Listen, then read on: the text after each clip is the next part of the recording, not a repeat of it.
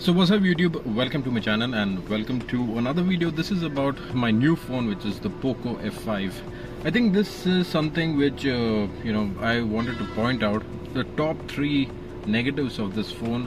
You must have seen a lot of videos which talk about the positives, but here in this video I'm going to talk about certain hidden negatives which kind of in a day-to-day basis that you use, but this phone lacks in those measures. What are that?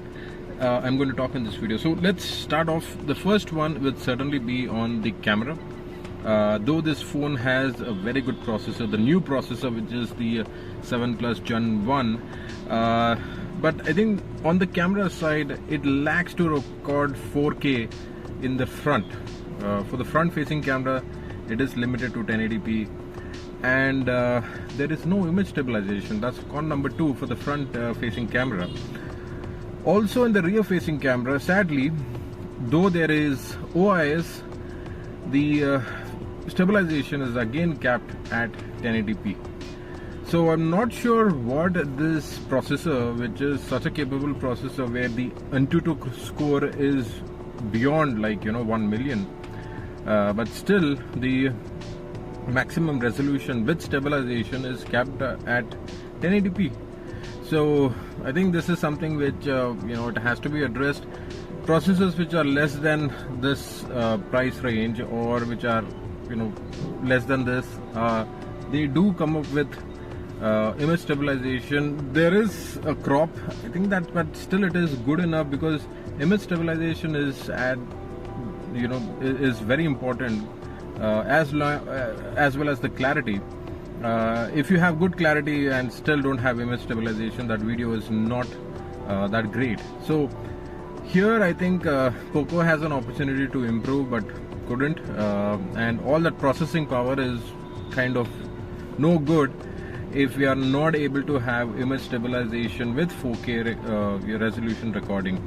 So both in the rear 1080p with stabilization, and also in the front there's absolutely no image stabilization, but 1080p is the max capped capacity. So I think that is something that is a sore point. People like me or vloggers who want to do vlogging, the front camera at least it should have image stabilization, if not should have at least 4K, and in the rear camera surprisingly there's no image stabilization at 4K. So that is point number 1 and 2. Number 3 is that I think this is something which no forum has ever discussed this, but if you're charging, the charging capacity is the charger given is 67 watts, which is good. It is also has fast charging, and it also the charger is bundled up in the box, which is also good. Everything is nice, but I think the biggest con I would say is that you cannot charge this phone with any other charger. Say if you forgot your charger at home and you want to charge with probably any other charger at office or any other place, in that situation you cannot charge this phone. So even with a lesser wattage capacity, say like a Whoop charger which is of 33 watts or any other charger, and in fact I was using another charger which was of OnePlus, I think it's capped at 65 watts. This phone doesn't charge. So I don't know what the software algorithm is, and if you guys know anything that that can help me to get this problem out. This phone requires its own charger, and apart from that it doesn't charge. And one more thing from charging is that though it is having fast charging, the 90 to 100%, that interval takes a lot of time, and that is something which is that itself will consume a lot of charging time than compared to the charging which happens from 0 to 90. So that you have to keep in mind, because in most of my cases, the half an hour that I charged, I would end up at 90 or 95%, but never touched 100. That is because the time span which it takes from 90 to 100, it is way too long. So that is also one more con I would say. The same phone which is in similar specs, and that is the Redmi K50i, if you have seen my previous videos.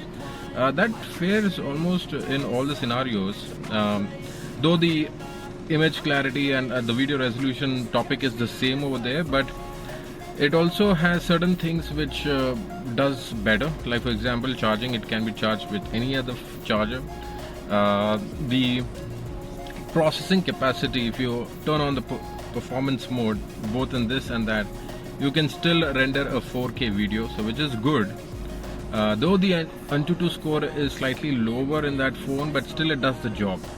And the pricing is almost, again, what, 8 to 9,000 less. So I think that, you know, in most of the cases that comes across as a good value phone.